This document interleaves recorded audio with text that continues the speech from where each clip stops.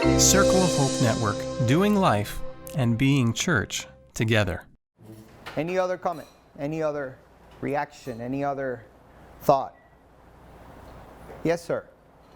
I'm still trying to analyze the case study that you shared with us. And the question that I have is, how do we help someone who is on the journey of life towards its end? How do we help that person by not taking away the decisions from the person, but allowing them to be the decision maker in the entire process of what happens in them? And what has been the answer for you?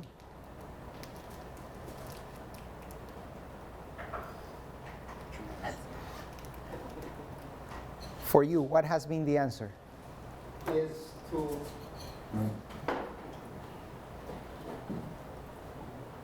well, I'm looking at what I would have done. What I have done in is to just stand back and be as supportive as I can. Non-intrusive, but a shoulder on which the individual as well as the family members can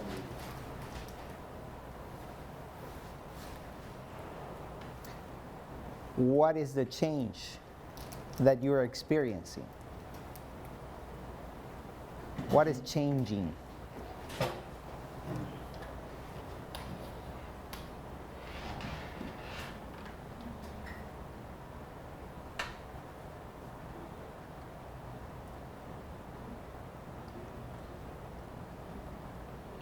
I'm just allowing people to own their own experiences. So what I hear you saying is, in this journey, at the end of life, you have learned to hold back your sense of I have the answer, Yes. and allowing them to discover their answers. Yes. They are the architect of their own destiny. That's what we accept. Did we answer your question together?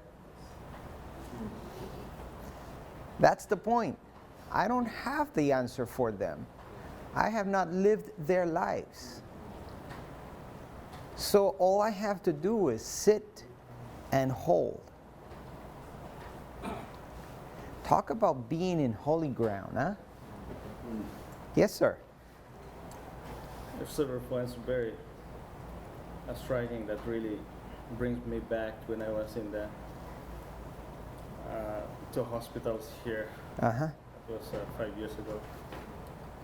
But I like when you have the illustration of scratching the back. Uh-huh. Scratching the back. You like that? That you are saying a lot of things and not listening, and then until the time you really hit it. Hit the spot. Hit the spot. And that really gives bring home to the very best illustration to help me in preaching and talking, listening to people. Because it is not about me once again. I can just put the hand in there and they can find wherever they want. But how about me taking a little bit of initiative and asking where exactly does it itch? Yes, sir. I had a great experience this morning. I was sleeping in my bed and I couldn't, because I only got one arm. Uh-huh. There was a spot there I couldn't reach. So I got up and my roommate Uh-huh. said, "Are you okay?" I said, "I can't scratch that right there." "Where?" She says. She scratched my back for me. Uh-huh. Good. Thank you. I said, that felt so good. All right, all right. Just Yes, a sir. comment, because my background is actually from the academe. Then he was teaching before, and then I went into pastoral ministry. But really, I was struggling how to make sense of the gospel to the people. as a pastor and as an academia. I remember, years back when I was a member of the British Society for the Study of Theology, there were people from Cambridge and Oxford, I presented a paper, and it was a challenge for them on the essence of spirituality.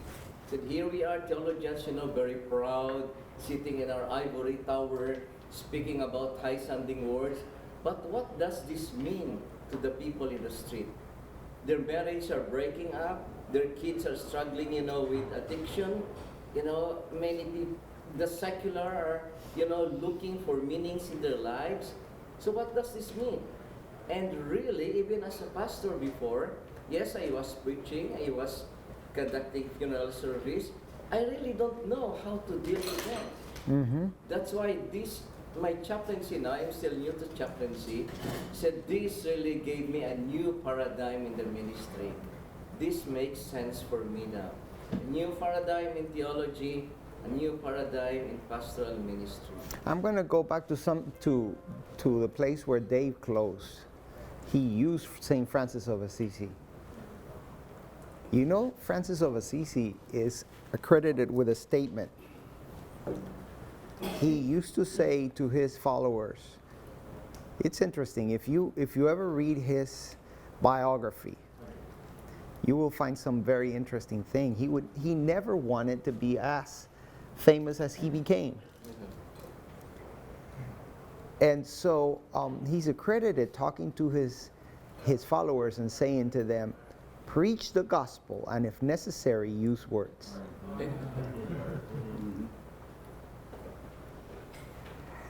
Talk about practical ministry. Yeah, I like that. Talk about, it's awesome we can take a Bible text and exegete the heck out of it.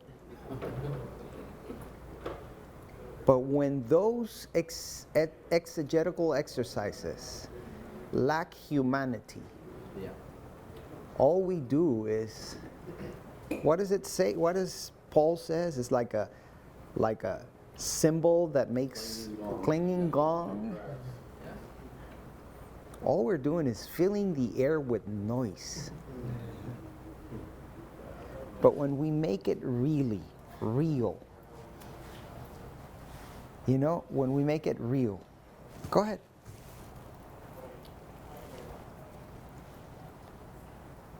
How do you handle as a chaplain? They have different perspective.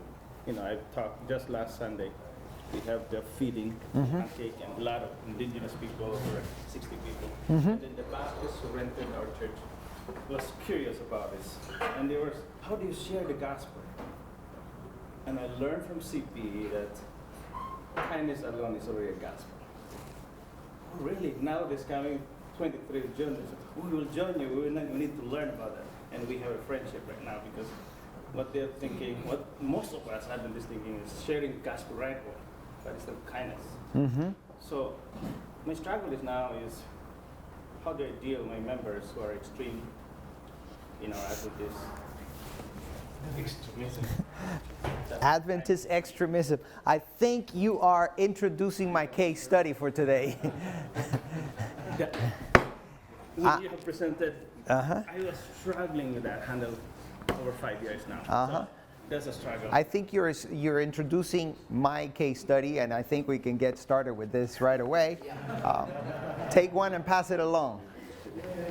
I am going to be, and now full self-disclosure. This case is not about Adventists who are radical. It's not. This case is not about that, but it is about some radical things. Some people who were accused of being radical. Yes. That's my reality. Interesting. Now, before I move on, I'm going to read to you, I think it's one of the best descriptions that I've seen of what it means to be a chaplain. Let's see if I can remember where I have it. Yes. My library. Is it here or is it?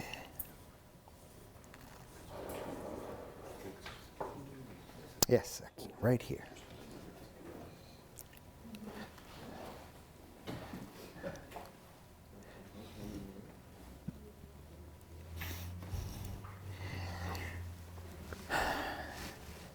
The best description I found about the ministry of chaplains is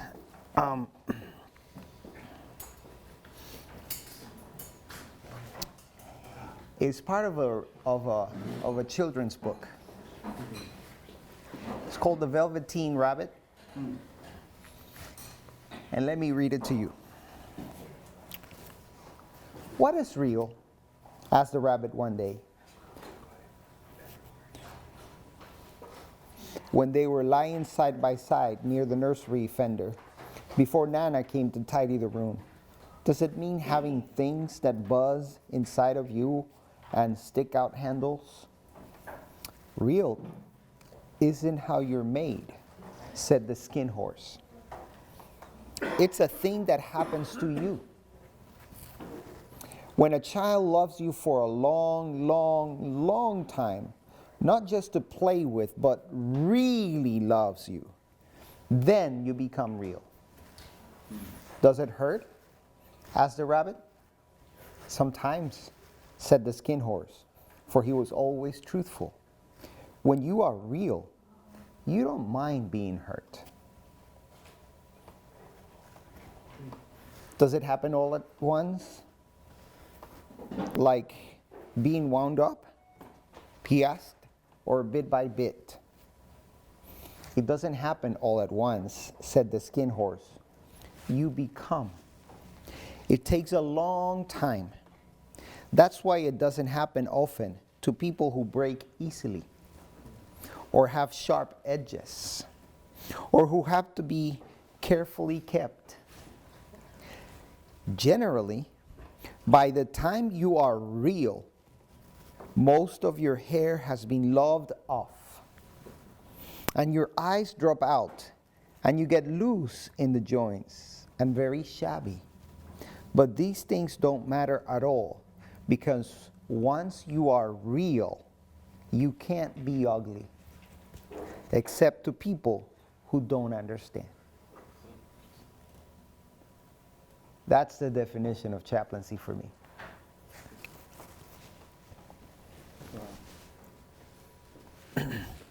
All right, so you all got a copy of the case study? All right, this is a different kind of case study. This is not a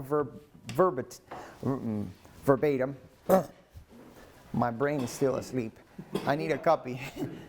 I need a copy. Do we have extras? My brain's still asleep. We will not be acting this one out, because this is a narrative case study. Rather than a verbatim, now this is a narrative case study. The stakes are high, too many variables are present, and unethical behavior needs to be confronted. The information about the problem came through the back door, perhaps in the same way the problem began. A Muslim physician is proselytizing and forcing, quote unquote, his beliefs on patients. The Patient Safety and Quality Committee, PSQC, seemed to be the perfect forum for to talk about the situation, except the chaplain was not present at PSQC. Therefore, what could have been easily arranged by a simple explanation became a big issue with no immediate answer. The hospital administrator, the chief of the medical staff, and the medical director of the unit from which the complaint was lodged found some agreement in the fact that they needed to consult with the chaplain and ask the Department of Pastoral Care to investigate the matter further in order to devise a course of action in dealing with the problem. Once again, the problem was defined as a physician forcing his beliefs on a patient. The result of the observation led to a wide array of accusation, including radicalization and Medicare fraud. Upon further investigation, it became clear that this was not the first case in which the doctor had used his personal beliefs in dealing with patients.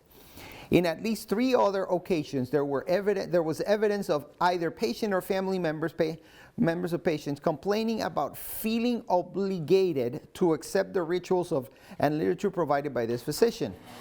There were also verbally documented episodes of religious discussions with one of the chaplains and other members of the staff. The common denominator in most of these cases was the presumption that this physician had become radicalized in his beliefs and was pushing conversion to Islam. During the time of inquiry, the local imam contacted the hospital administration through an email claiming discrimination against Muslim patients. He related conversations with some of his parishioners after they were discharged from the hospital, who claimed to have asked to have a visit from their imam, but they were denied access with an explanation that he quoted, "We are a Christian hospital. There is no spiritual support services for Muslim patients." In his email, the imam made it clear that although he did not intend to lodge formal complaint, his community had the resources to pursue legal actions if this was not corrected immediately. Am I painting a picture here, you guys? Thus, how does a chaplain find a stabilizing voice in the middle of such battle? On the one side, there is accountability to the safety and security of patients. The patient has the right to expect attention to the spiritual needs as they come to the hospital. In the hospital orientation packet, there is a statement that summarizes this concept. When a patient comes to our hospital, spiritual care is not simply desire or prefer, it is an expectation. The Institute of Spirituality and Healthcare, a branch of the Physician Relations Department of Florida Hospital, lists one of its goals to engage patients in spiritual conversations when appropriate and within the patient's own approach to spirituality.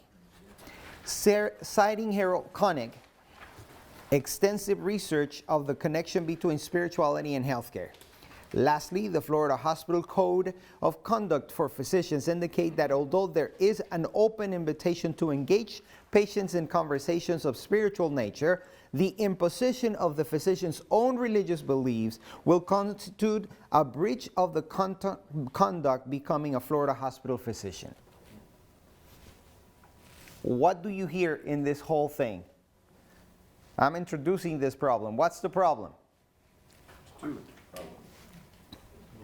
One is that the Muslim doctor is accused of proselytizing beyond what the patient's request.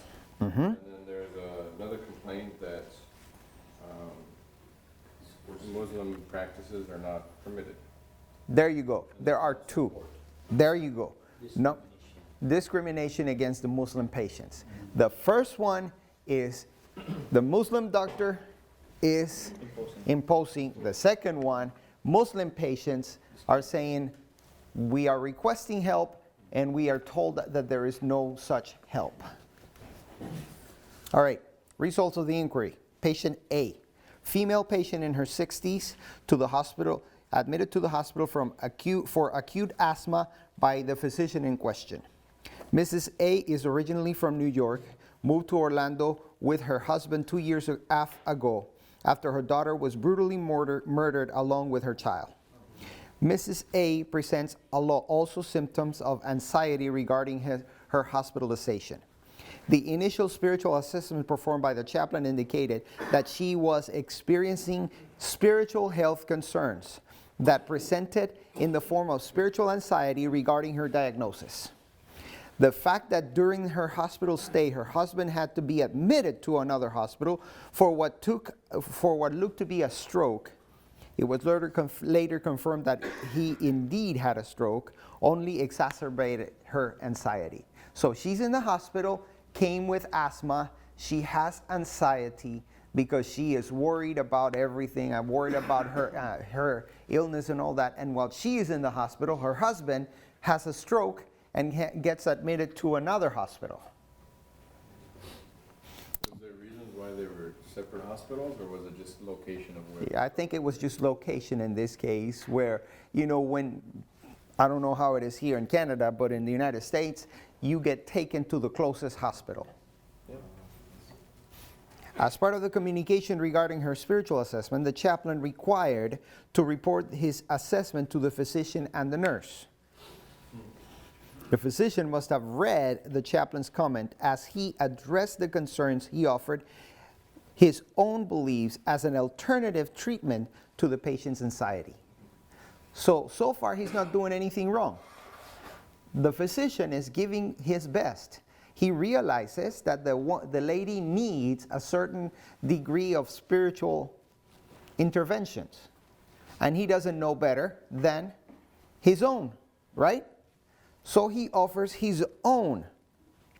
According to the patient, the physician claimed that she would only overcome her anxiety by reading, quote unquote, the book. The only problem, quotes, was the patient was female. Therefore, she needed to be, quote, purified before she could read the book. So far, nothing wrong. He's just sharing his beliefs. But is he not overstepping the chaplain by sharing his beliefs? Let's get back there. Let's go back there. He offered, and without waiting for an answer, began to perform purification rituals. That's when the problem started. Why? Exactly. Because he didn't wait for her to say yes or no. Then he proceeded to give the patient an Arabic copy of the Quran with transliteration to English. With fear, the patient accepted the book and the physician left the room. So the physician, okay, he read, the chaplain wrote in the charts, the patient is having spiritual anxiety. All right? And by the way, the chaplain is required to do that whenever they have that qualification of spiritual anxiety or spiritual health concern.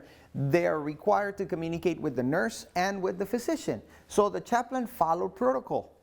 Physician followed protocol, read that and said, okay, so probably I can offer her what I have. So he offered what he had. Good so far. You need to read the book. But in order for you to read the book, because you're a woman, you need to be purified. So he performed the purification rituals.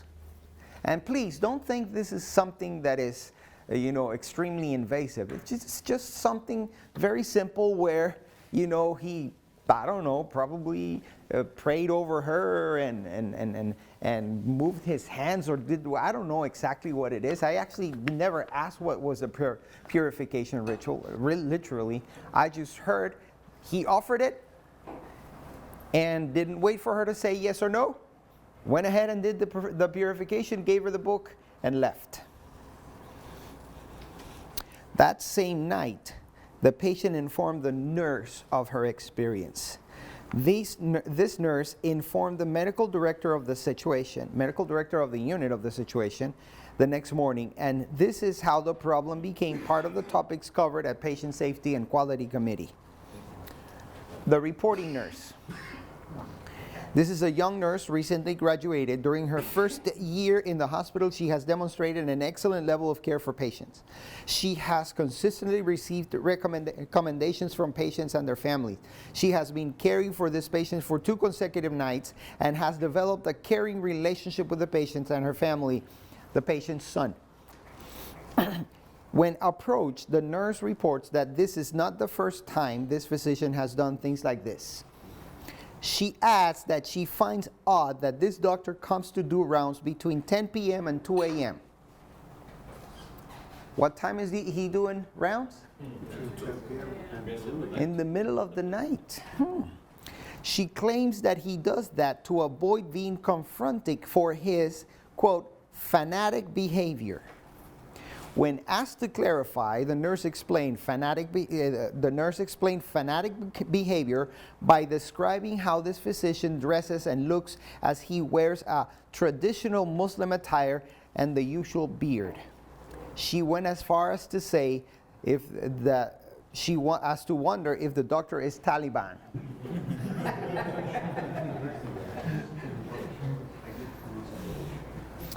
Why is she wondering if he's Taliban? Because of dress. The cultural presentation.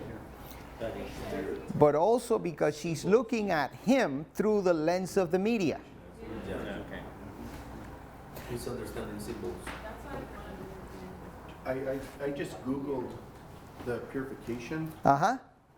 and it says that it's done in preparation for formal prayers and before handling and reading the Quran. This is what it says. Procedure is for wiping parts of the body, a type of ritual purification.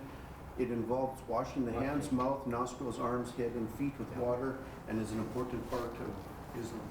That would be very invasive. Except if you're in a hospital, you don't have to use the water. You can just go. Yeah. But that would be really freaky if you were laying there and all of a sudden. But that's the limitation of it. There's the adaptation for the Right. just Okay. quick touching and quick wiping. Okay. Uh-huh. Wow. Thank you. Thank you for doing that. Thank you for And thank you for clarifying that. This is the beauty of doing case studies. This is the beauty of doing case study. Fellow physician, number 3. As an internal medicine specialist, this physician has most contact with the medical unit and intensive care unit. The medical director of each unit seemed to have seized the opportunity to air not only their discontent with the events, but also talked about how convinced they are that this physician is engaged in unethical behavior, not only in relation to the spiritual needs of the patients, but also there were accusations of Medicare fraud and expressions of fear that this physician may be danger to the hospital at large. Chaplain expectations. As a spiritual leader in a faith-based institution, the chaplain is expected to be involved in all these cases. The decision stemming from PSQC meeting was to engage the chaplain in an exhaustive investigation. It would have seemed that every person involved had a different request from the chaplain. The patient and their families wanted the chaplain to deal with the perceived disrespect of the physician. One of the patients, remember, he had done this 3 times.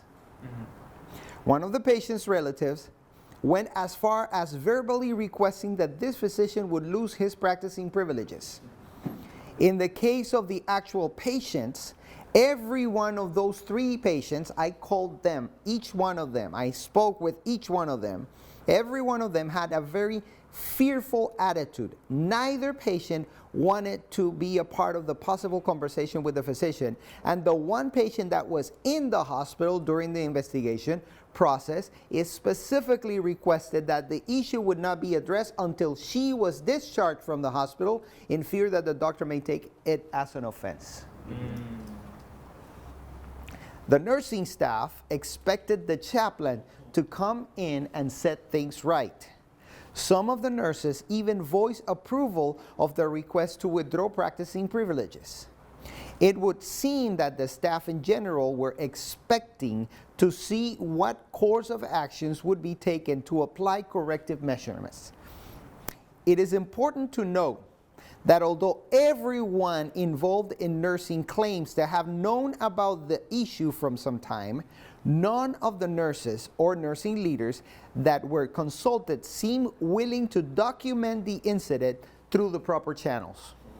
They were all assuming that the chaplain would do the documentation. Administration made their desire very clear from the beginning. Just deal with this, move on to more important issues, and provide proper documentation to avoid further problems. Physician leaders want to solve the matter and begin a paper trail in order to deal with the other issues presented by this physician. So they just want, as you can see, they just want the chaplain to be the one who documents everything. Okay? Any question? Yes. You state here other issues presented by the physician. Were there other issues aside from what was mentioned in the beginning? What are the other issues? Remember, there's accusations of Medicare fraud, and yeah, that's what I'm talking about. The second issue. At the end of the second week, while the chaplain was gathering information to address the problem presented, an email from the local imam came to the executive offices in the Celebration Health Hospital. In so many words, the imam was bringing to attention some discriminatory attitudes. Apparently, some Muslim patients had requested a visit from a Muslim chaplain and they had been denied access.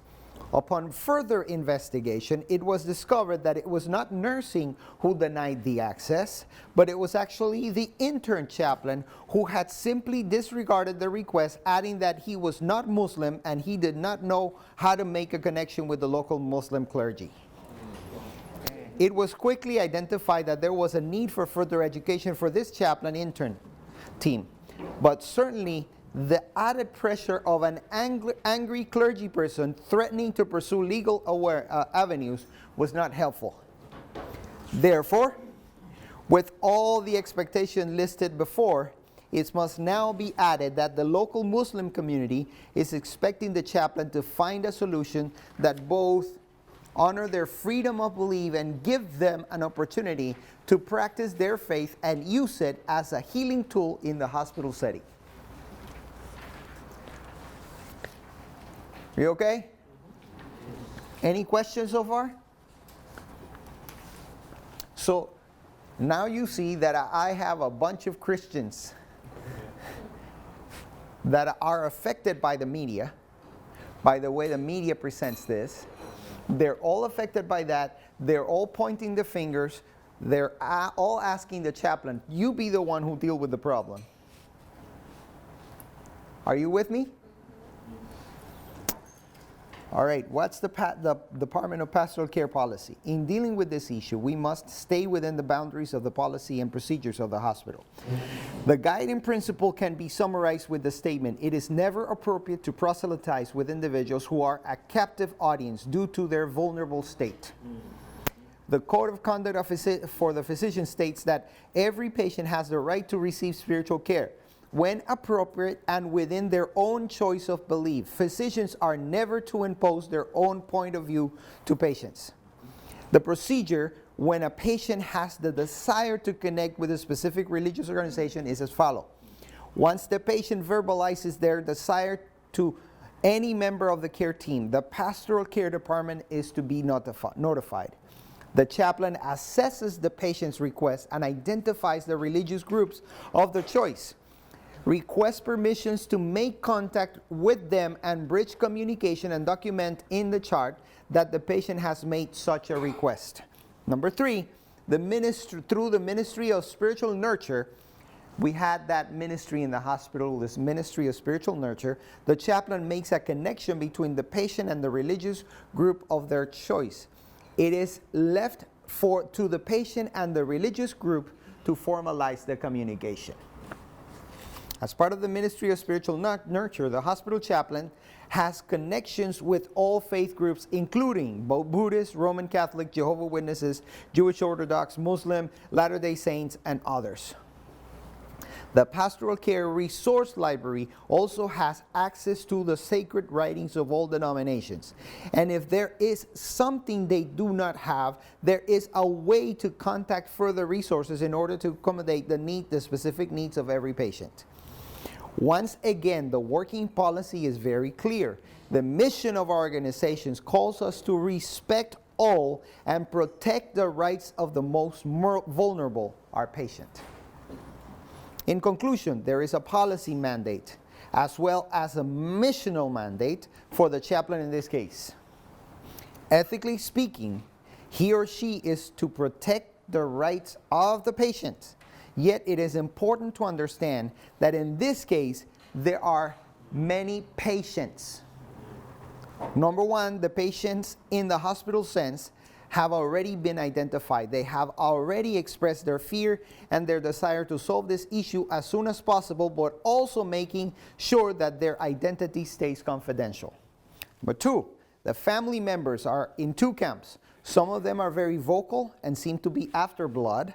Others just want the issue to be resolved in order to avoid anything like this ever happening to other patients.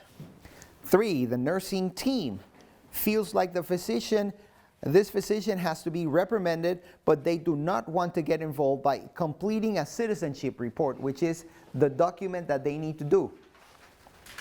They would rather have someone else complete the official reporting as part of the problem. The physician leadership also seems to be after blood. The Muslim community realizes their disadvantage in this matter and will very easily claim discrimination if the issue is not dealt with in care and inviting them into the conversation. And last, the physician involved, in this case, must be given a chance to explain himself. Up to this moment, he has not accepted invitations to talk to and therefore has not been given voice in this matter.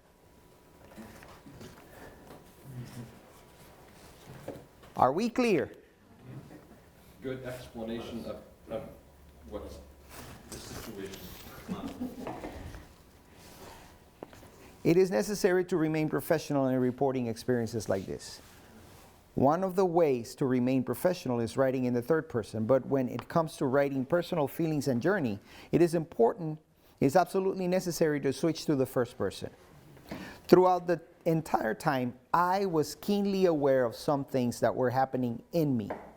I could accept the fact that as the lead chaplain in our organization, my involvement in this matter was crucial.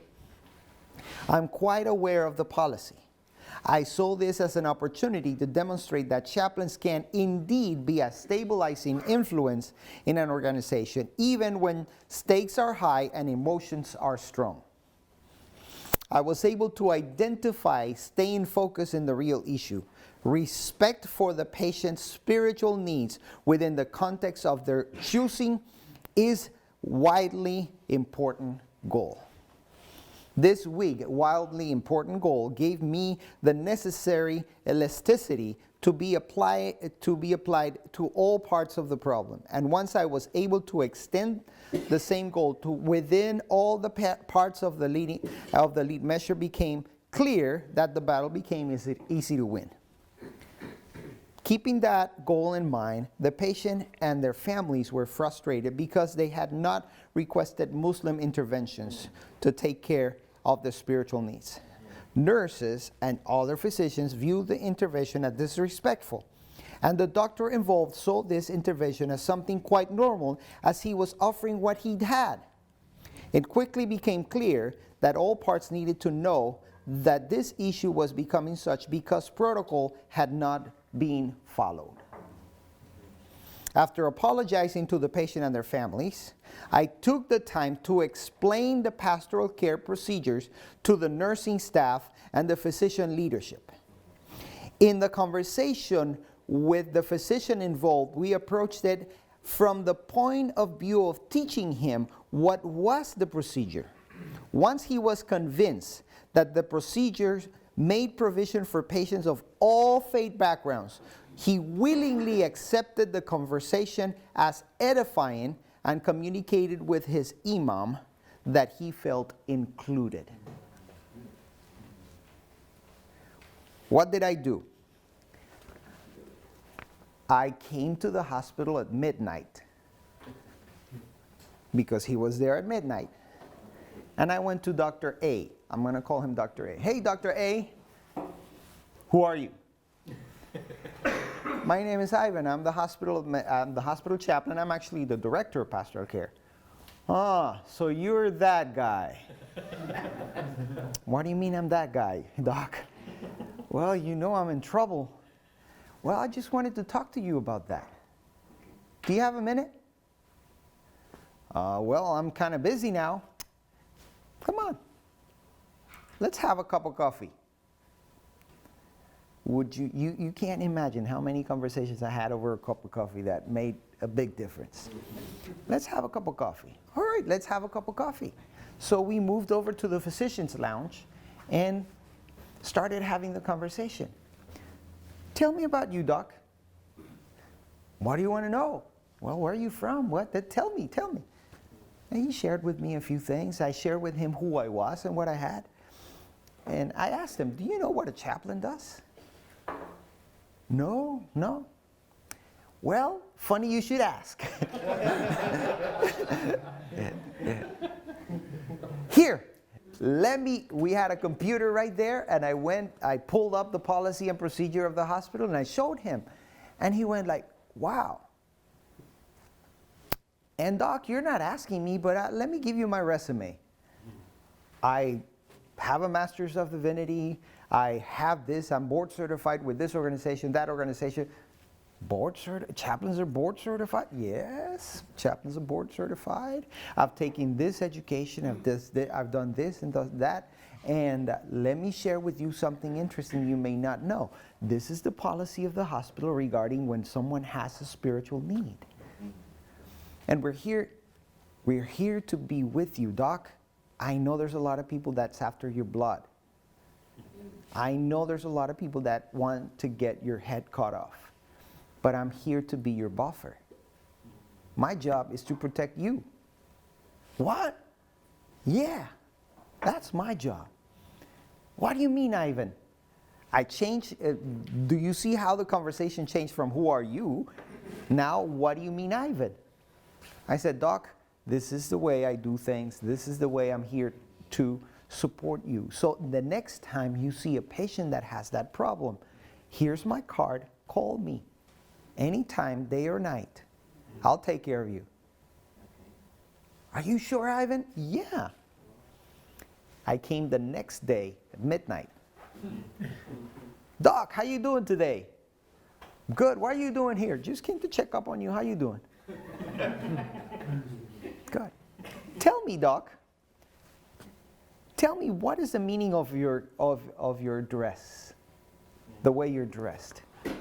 I want to learn about that. You want to learn about this? Yeah. So we went back to the doctor's lounge and sat over a cup of coffee, and I heard the explanation. And I said, it sounds like you're very proud of your belief. Yes, I am. Then why do you come in the middle of the night? It seems like you don't want anybody to know what you are and who you are. No, that's not it, Ivan. It's I have this. I have my office is blah blah, and he gave me all the whole explanation. And I said, but hey, Doc, you have a beautiful gift. The way you dress is a message. Why come in the middle of the night? 2 weeks later, Dr. A started doing his rounds during the day. And at the end of Ramadan, that year, I and my entire family were at Dr. A's home, celebrating the finish of Ramadan. Wow. You ate a lot. Huh? You ate a lot. I ate, yeah, a lot. Indeed. Going back to professional mode of communication. Huh? So it is enjoyable also. It is. It is. And Dr. A became one of the most important sources of references for the chaplains. Once he knew what chaplains were about, he became one of the most important resources because he started making referrals. In other words, once he came to understand your setting in the whole culture. Once he came to understand my setting in the culture, and once he came to realize that I welcomed his culture with humility, and he was like, wow. So you see how things get transformed, because human beings tend to fear that which they don't know. Although Florida Hospital is a religious organization and there are there is great emphasis in attention to the spiritual needs of patients, there is a constant need to refresh the staff knowledge of the procedures to address spiritual needs for patients. A tradition of over 100 years does not guarantee that when needs like these present themselves, the staff will know what needs to be done to address them. Part of having a stabilizing influence in an organization is tied to the chaplain's capacity to stay relevant through continued education for the staff. It has been proposed that as part of the mandatory continued education for nursing, the hospital will include a spiritual care module to be led by the chaplain, where these and other spiritual care issues can be addressed and procedures can be refreshed yearly. So that was one of the results with nursing. All right, let's keep this thing in front of nursing. And I actually wrote a pocket guide for my nurses that became something that went through the entire system, because it was something that they had hanging in their batch, in the back of their batch, where they could, oh, I see this patient is doing, all right, Chaplain Ivan says there are some questions I can ask, and if they're answering this way, I can do this and that. Number 2, when emotions are high, people tend to be led by their emotions. As emotionally trained professionals, chaplains can assist the persons involved in the problem to name those emotions and use them as relationship building tools rather than relationship tearing points. Healthcare professionals are helpers by nature, and at times their desire to help can get in the way of their relationships. Once the staff knew that this physician was offering what he had out of a desire to help the patient overcome fear and anxiety, they were more willing to accept his actions as somewhat valid. Once the physician's intentions were validated, he became more willing to accept the education regarding the process, and even showed willingness to embrace the pastoral care process as valid. When addressing issues like this, it is of utmost importance that all parts find a voice in the table. Part of being a stabilizing influence requires the chaplain to become a diplomat, someone who values the opinion of all the persons involved and becomes an advocate, staying true to the ultimate goal of defending the most vulnerable. In this case, the vulnerability is shared because all parts involved become vulnerable at different times of the conversation. One last personal lesson, gleaming from the life of Jesus, unlike any other time in the near past, had this chaplain felt so lonely and abandoned. Like the Savior facing the last hours of his earthly ministry, at times prayers did not seem enough to bring us closer to the Father of the grace. During this time, there were many sleepless nights, searching for guidance and asking God to help as we strived to be a stabilizing influence. Then it became clear, only with absolute and complete dependence that leads to blind obedience can an imperfect chaplain be a stabilizing influence. Thoughts and feelings? Really amazed how you handle that situation. What made it amazing? Because for me, it's very difficult for me. I have this trauma experience of those strong personality people just, putting it down, something like that, and then brings back home, that it paralyzes me. So that's why I appreciate. And it's a growing area. It is a growing edge for most of us. It paralyzes me too. It paralyzes me too. Sometimes when I have to, you do not have how much time I had to spend praying. How much time I had to spend praying to even get out there in the middle of the night. Could imagine that. I saw a hand over here and then another one there. I was just going to say this must be very, very difficult for you to lead. And I'm just wondering, it seemed as if the hospital was very pleased with the end result. Did they share any sort of critiques or any sort of requests for anything different at all? Or they just were very pleased with the end result? if I may. And that's perfectly good question.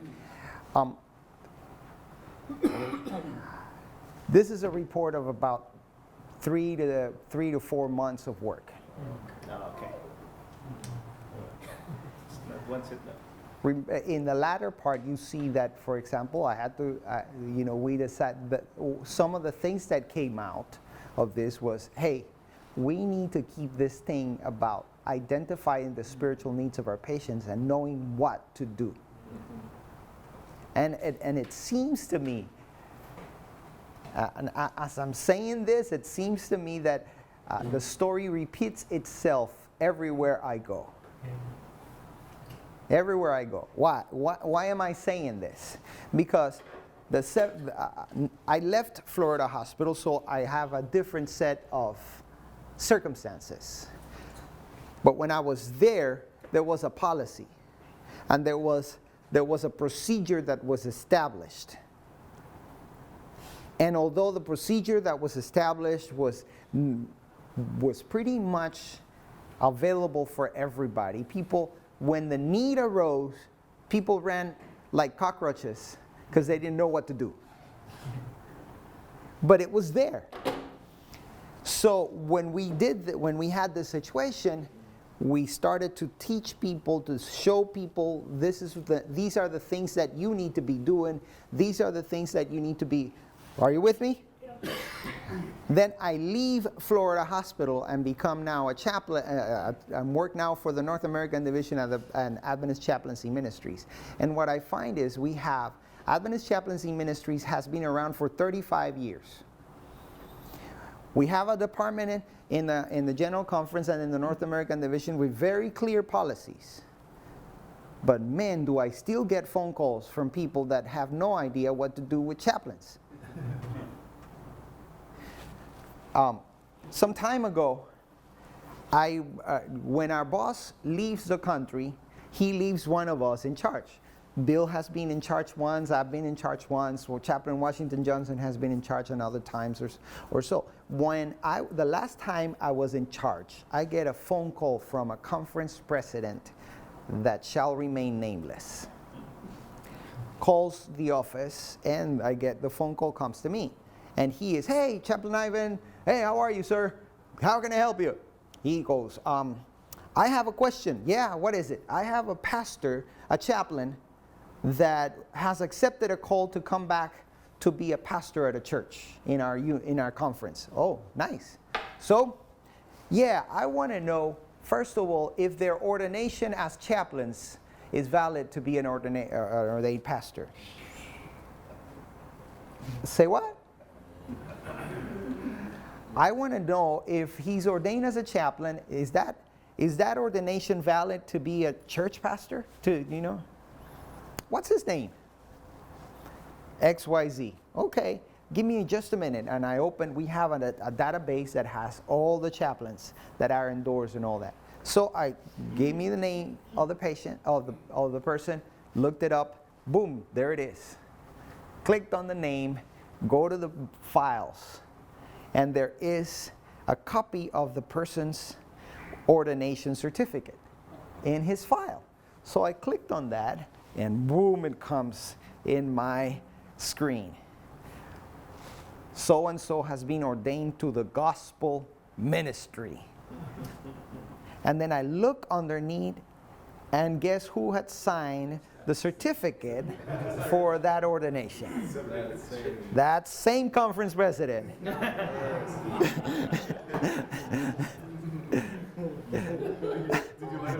Yes.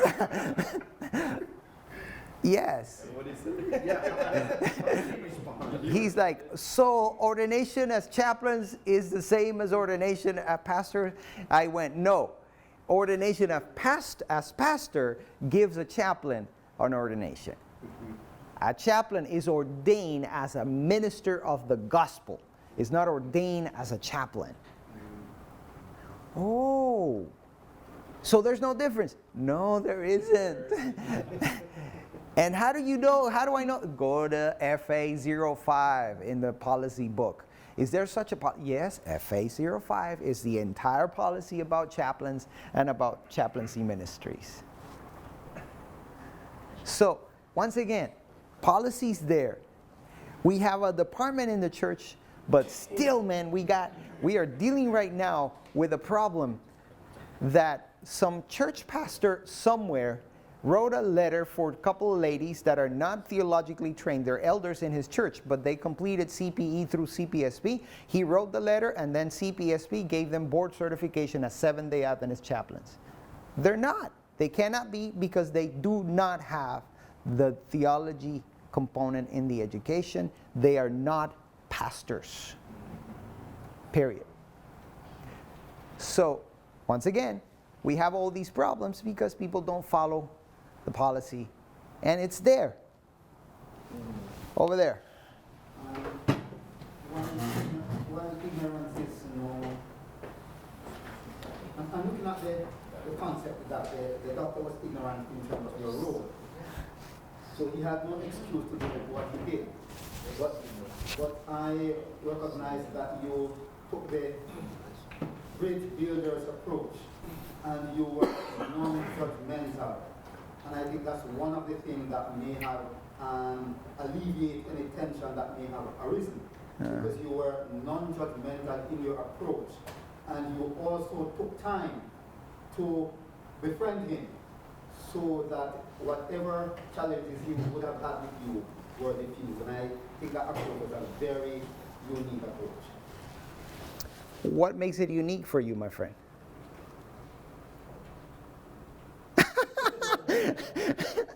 I know. I'm sorry, man. I'm sorry. Yeah, the supervisor in me. The CP supervisor, please forgive me. Let me come over here.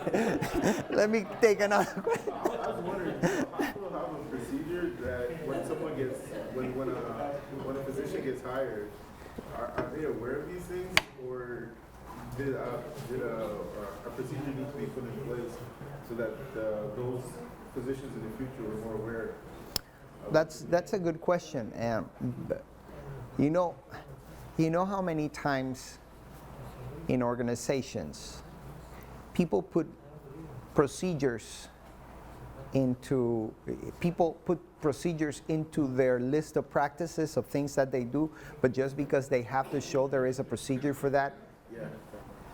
And that was what was happening at the time. There was a procedure that should have been followed in the onboarding of physicians, where physicians are also trained about the spiritual care aspect of the hospital.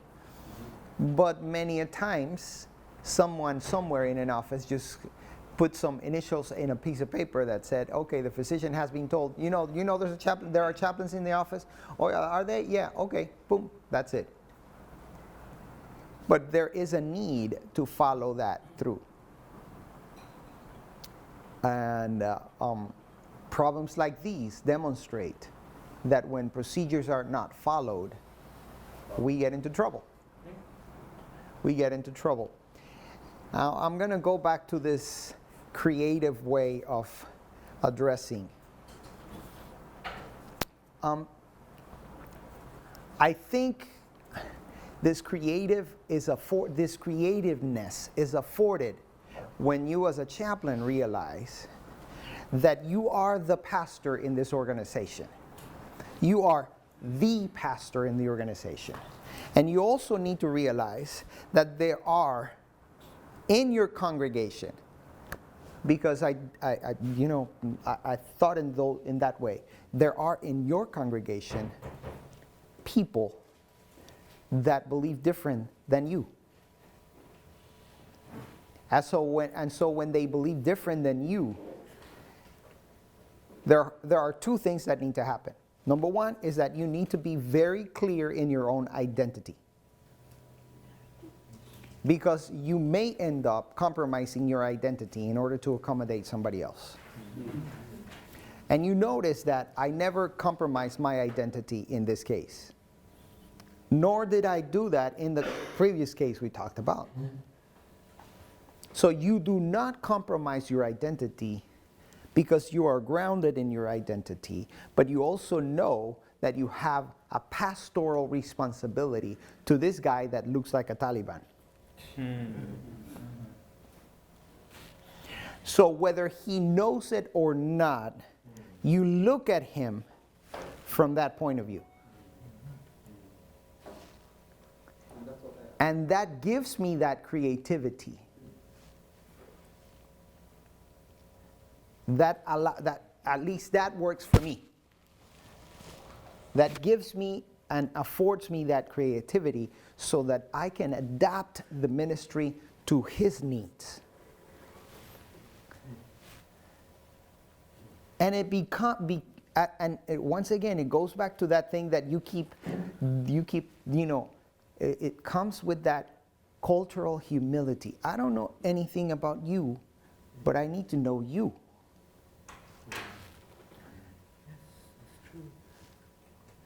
I need to know you. Once you know the person, then you realize something interesting. People don't care unless they know how much you care.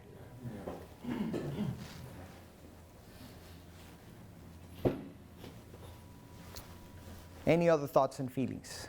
I imagine, say, if you were like that intern, and the way you deal with that situation is like that intern, it could have been blown up, become politicized, become a community thing, a lot of things going on. Yeah. Let me go back to that imam. Let me go back to that imam. Yeah. I felt like I needed to close the loop with him. So I called him. And I said, I can say his name. He's a good friend. Imam Shabir. Hey, Shabir. Hey, Ivan. We were on a first name basis. I got your... At the time, we already knew it. We knew each other. Okay. The context. Yeah. So we knew each other. We were on hey, Shabir. Yeah, Ivan. You want to have lunch? Yeah. On me, man. I'll take you wherever you want to go. But let me do this. I realized something interesting after I had talked to the doctor, that they were from the same country, Afghanistan. So I said to him, I've never tried Afghani food. Is there any place where we can have Afghani food? You want to have Afghani food? Yeah, sure. Are you sure you want to have the whole experience? Sure, man. All right. This is the name of the restaurant. This is the address. Okay, when do you want to have lunch? That such and such date. All right. Such and such date. We were there. I was there. And we went inside the restaurant. Afghanis do not use utensils. They eat with their fingers, with their hands. So I learned to eat with my fingers and with my hands. So we had a blast. And after we finished the food, I said, hey, Shabir, I got the email you sent. Oh, man, I hope I didn't get you in trouble. You did, but it's okay. I think I needed that. Why? Well, I just realized that we have a bunch of interns that are going through the hospital and they're doing their clinicals, and they didn't know that there is provision, that I can pick up the phone and call you whenever there's a need, and you will always come to the hospital and provide support for the Muslim patients. Oh, Ivan, you know that. Hey, what's that intern? What is that all about? I explained to him what CPE was, and then he went and took CPE with us. And he became one of the first board-certified Muslim chaplains by APC. Cultural transformation. Amen.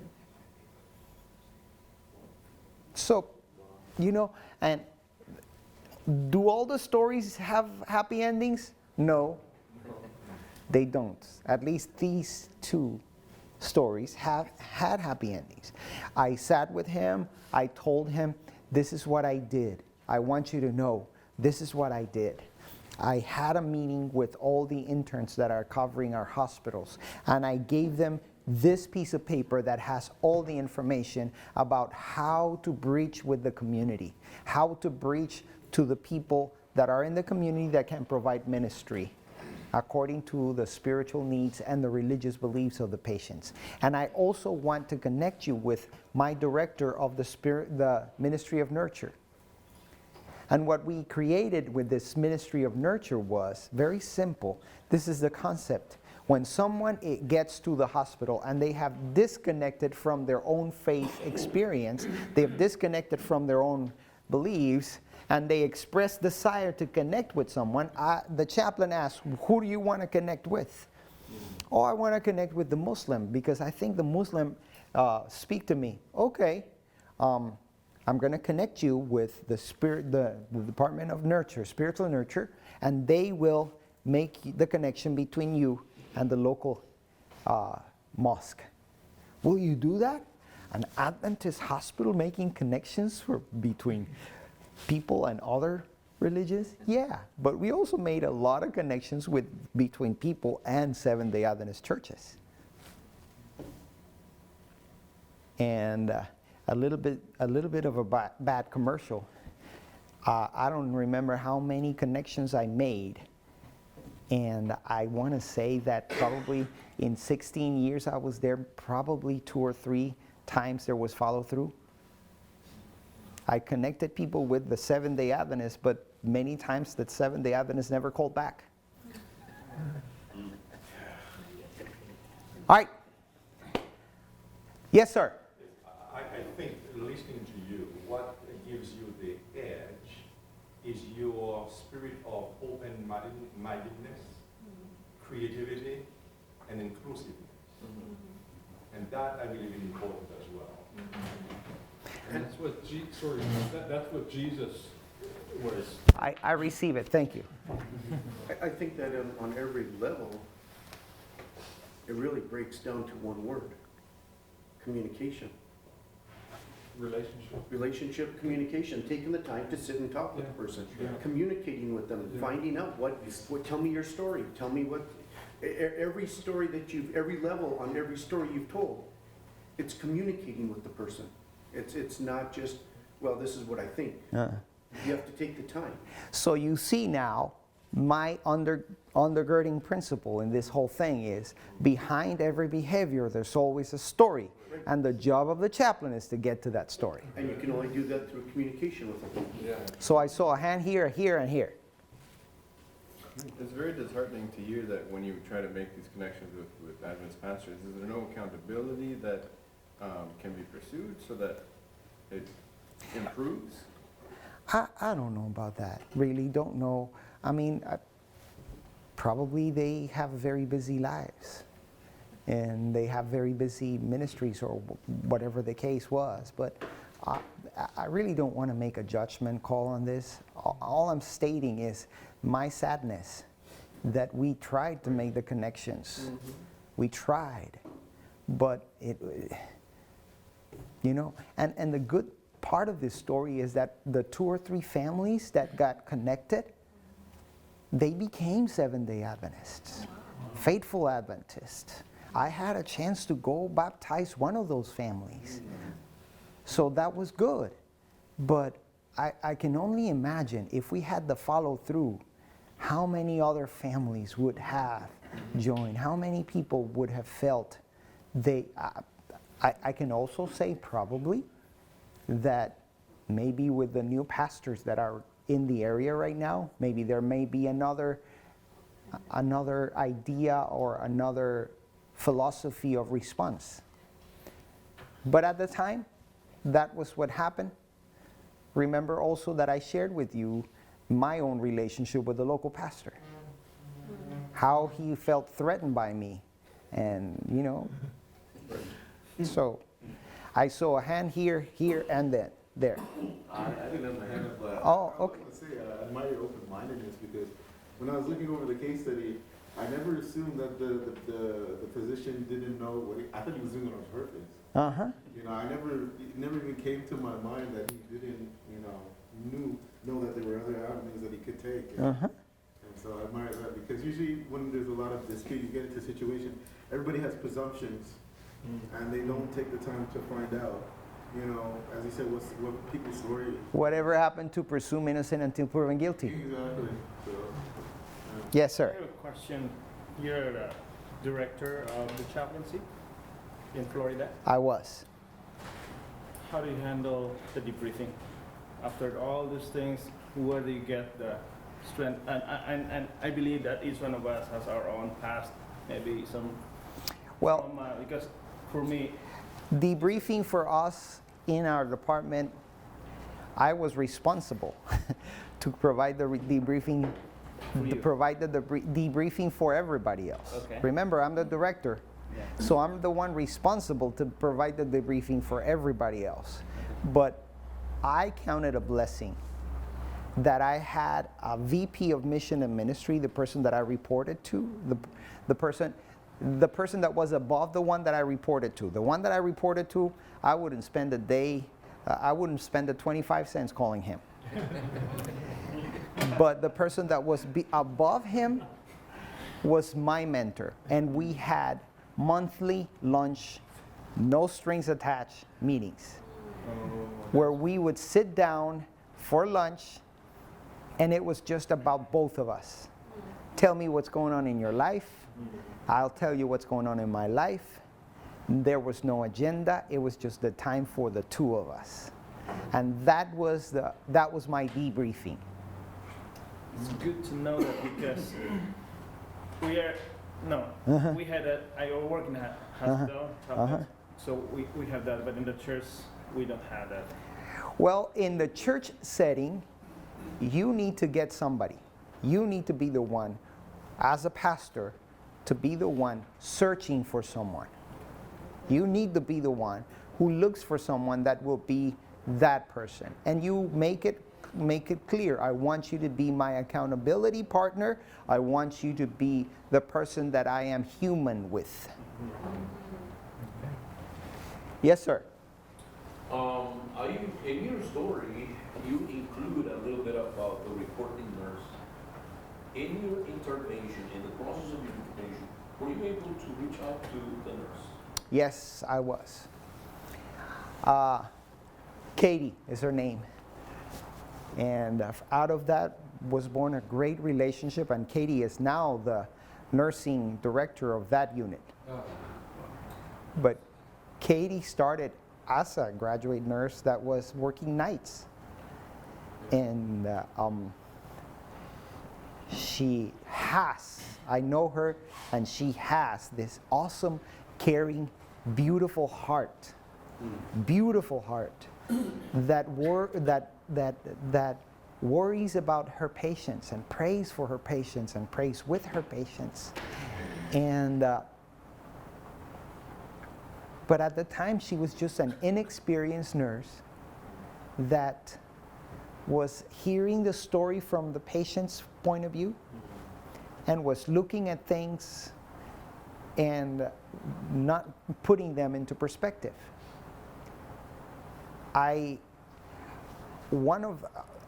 In 16 years I was at Florida Hospital Kissimmee, one of the biggest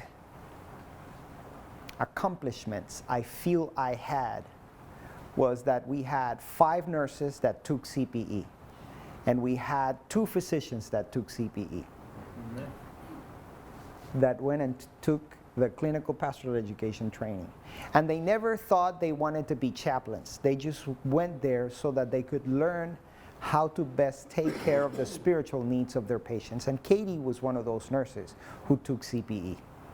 See, very often, as pastors, we come in contact with people who are not closely related to the issue, but people that, because of their involvement, it's an opportunity to minister to them. Yeah. And I thought that maybe she needed some kind of education. Yes, she did. Yes, sir. And then I see a hand over there. My interest now is in you, going through all of this.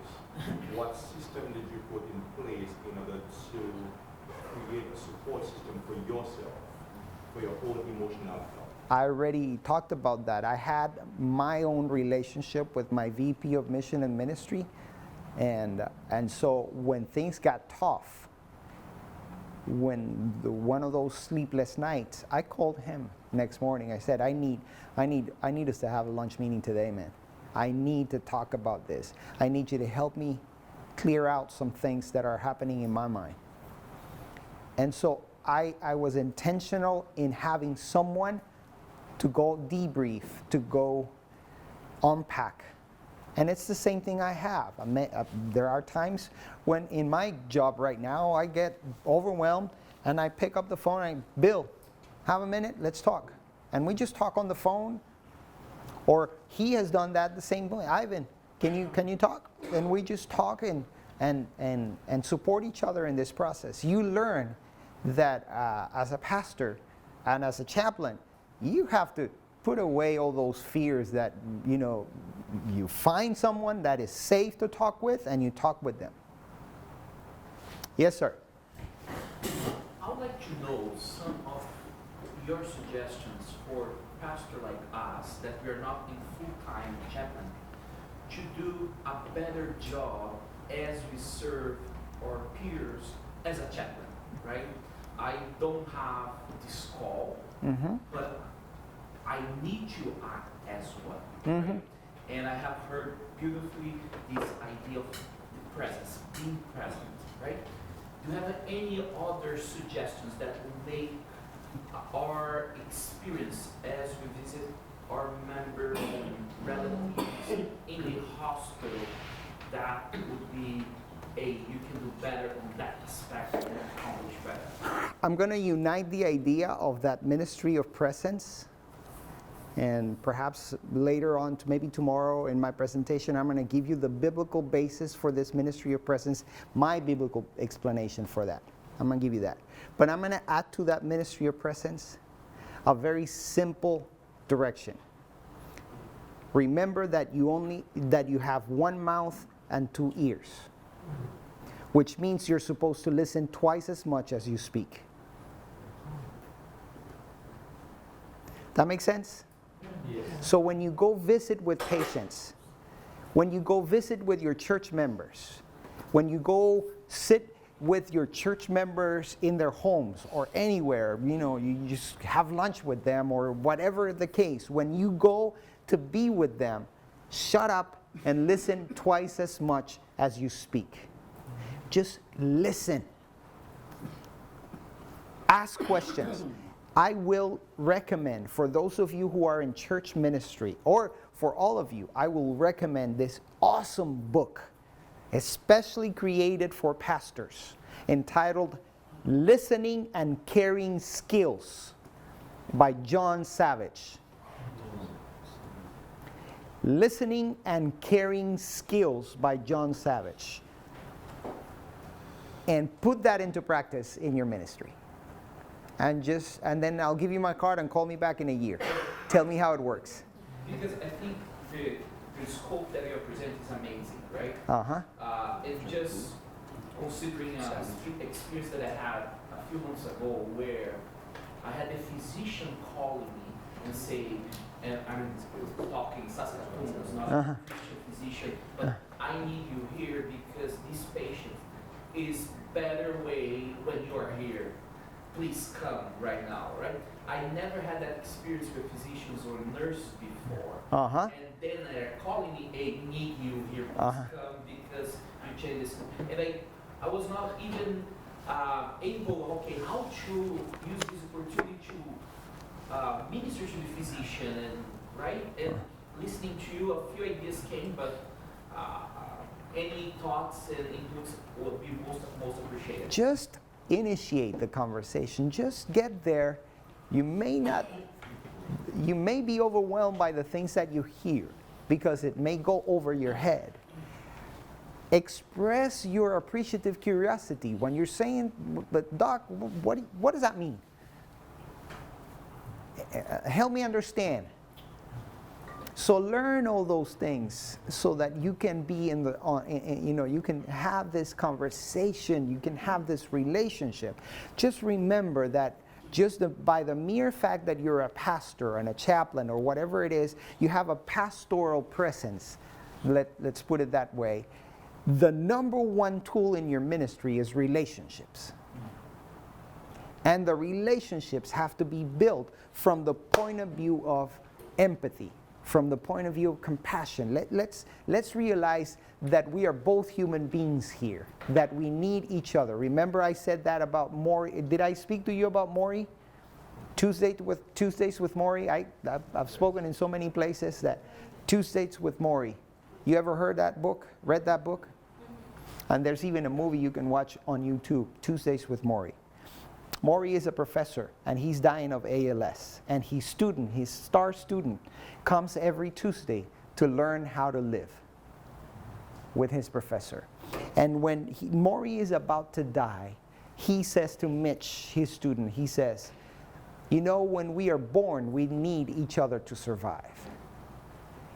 And when we die, when we're about to die, we need each other to survive. But what is sad yet is that in the middle, when we tend to be individualistics, we need each other even more.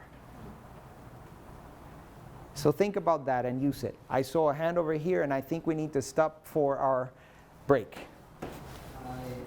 I'm just looking at the geographical outlay in terms of where pastors have to work, and I discovered it's a very vast area, and sometimes there are not associates who share your Christian beliefs, your Christian views, in close proximity.